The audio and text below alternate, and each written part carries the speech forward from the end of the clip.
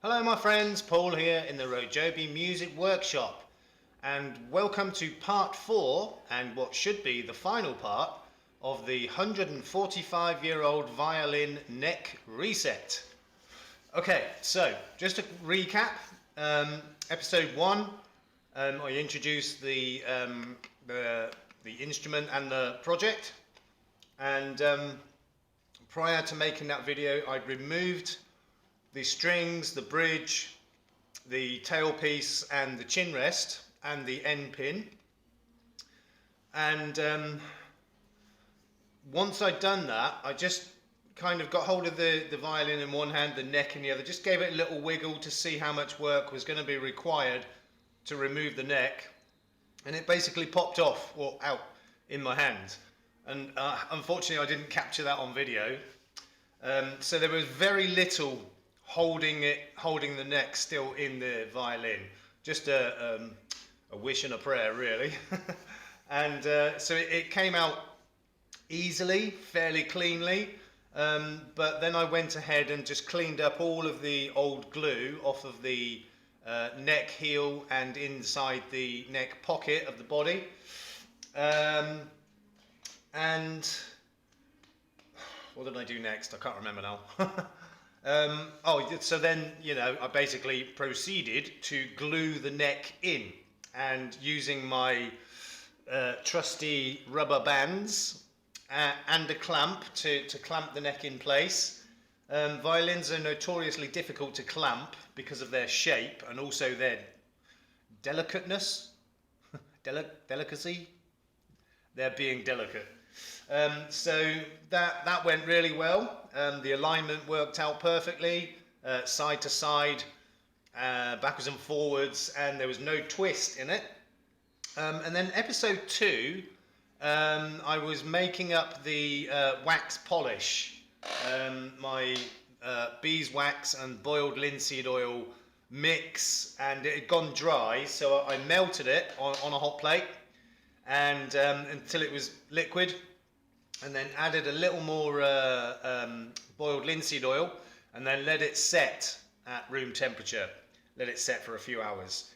And then in the third episode, I used the polish and polished the whole instrument all over, and it turned out really nice. And I was thinking early on about touching up some of the scars on the violin, but in the end I decided against that.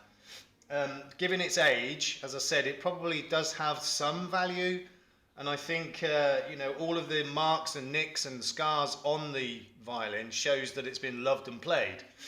And I thought, if I repair that, it's not going to look so good, and if anything would possibly devalue it. So I left it exactly as it was. Cleaned up the tuners. Just gave them a light brush with a kind of like a toothbrush, and didn't clean and polish those, because they may or may not be the original tuners. I'm guessing not, but they've still got quite some age to them, and they're brass. I'm pretty sure they're brass, and if I clean those up, it would just completely devalue it. So apart from giving it a light wipe with some mildly soapy water and polishing it, I've done nothing else to any sort of restoration or anything like that. And I've now put on all of the strings and the bridge. I did it off camera because it takes ages. And obviously the end pin and the chin rest as well. So it's all put back together. And I did say in the previous episode I was just going to put the strings on and then the bridge in this episode, but it's quite difficult to put the strings on a violin without the bridge, because obviously the bridge is what makes most of the tension, because of the angle of it. And looking at the string height off the fingerboard, looks spot on to me. Looks really, really good. So it's all gone together nicely. It looks really good. And when you put a bridge on a violin, the edges here and here should kind of line up with the little notch in the F hole there, more or less. So I think it's the back edge should line up with those little notches, and I've got it more or less there. So it's all put back together. What I need to do now is tune it up and see how it looks and sounds. Like, you know, when I say how it sounds, I am no violinist, cannot play the violin, and even if I could, this is a righty and I'm a southpaw. But you know, when the customer brought it to me, they had it in the case and with a bow as well. There's actually two bows, but the other one's got a few hairs broken, so I'm going to use this one just to, you know, literally draw it across the strings, see how it sounds. Not going to attempt to play it or anything because I'll, you know, murder it. Right, so let's turn the camera around, down, and I've got my phone here with the tuning app set to violin. Okay, so let's proceed to tune it up. Now, while you're tuning a violin, you know, from low, the bridge will tend to start to pull forward. So you've got to keep an eye on that so that it doesn't pew and possibly cause damage. Because it's very, very thin, the bridge on a violin. Even the feet, they're 5 mil across, something like that. Right, so we want G, D, A, E.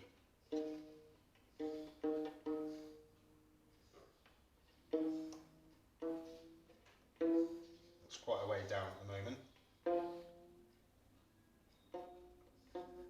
Now, I'm not going to take that right up to tension at first. I'm going to do each string a bit at a time.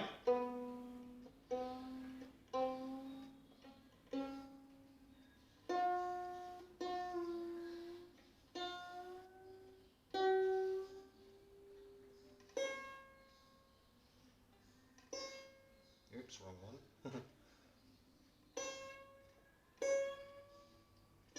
Alright, I'll just check that bridge.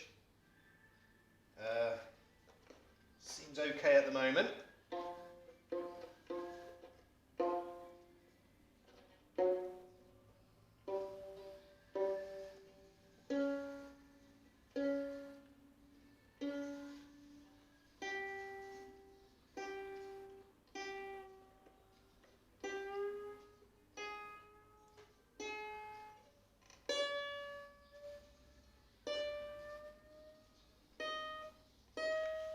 Alright, check the bridge. It's starting to lean forward a little bit now, so I'll just need to tweak that back a bit so it doesn't fall over. Touch more. Okay, should be good. Yep. Right, so we're almost up to pitch.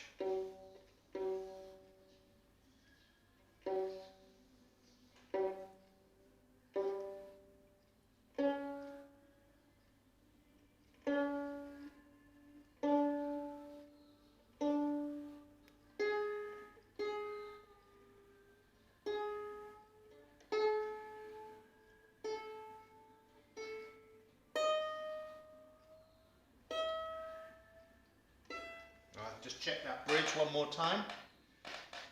Just give it a little tweak. That looks good. Okay, final tune then.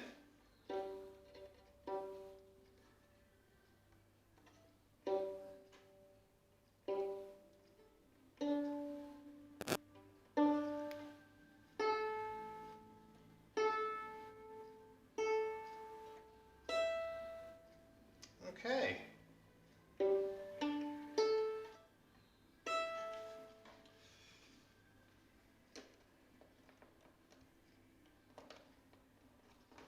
Right.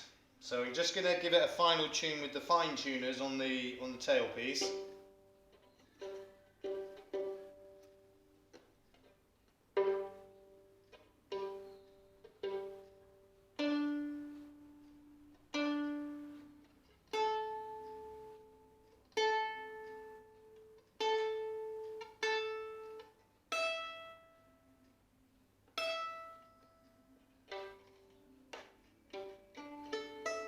Okay, that appears to be in tune.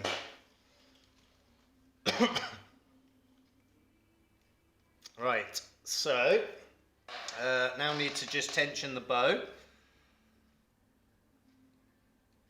I'm not sure if there's rosin on there. Yeah, there is some. It should be okay. I've got some if it doesn't work, but it should be all right. Okay, so let's see if this makes violin type sounds.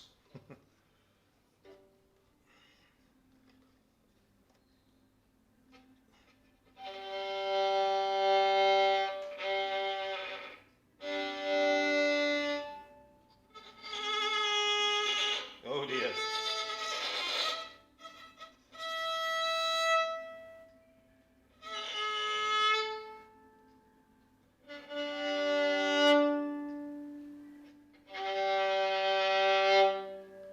Sounds like a violin to me. Yeah, there was enough rosin on that bow. Right, so that's this little project finished. A 145-year-old violin neck reset. And it all seems to be holding nicely, which is good. Yeah, I think we're good. So, this is now finished. Wasn't a very long project. And relatively easy, to be honest. But I've already contacted the customer. I contacted them yesterday to say that I would finish it today being Thursday, and they could either pick it up today or tomorrow. He's not actually read the message yet, probably very busy. That's fine. It's actually good in a way because, you know, I want to keep these strings up to tension and just, you know, keep an eye on this neck joint, make sure it's still sound. And at the moment it's holding just fine. So yeah, hopefully that'll all be good.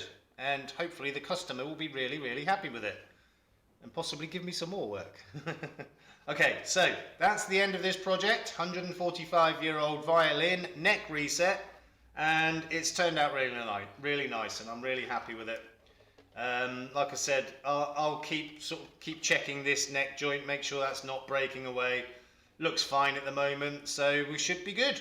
So, now, at the end of my last project, I did say that my next project, hopefully, would be my bass guitar. Well, you know, this came in, and customers' instruments take priority over my own instruments, so it needed done. And the customer did need it back, you know, fairly soon because I believe he and his family, you know, do gigs and teaching, I think, as well, all sorts of things. So they, you know, they needed this back fairly quickly, and it's done, John, ready for you to pick up. So onwards and upwards. So hopefully my next project will be the bass, but no guarantees. Okay, so hope you enjoyed this series on the neck reset of a 145-year-old violin. I certainly enjoyed it. In the meantime, look after yourselves, look after each other. We will see you soon. Peace out.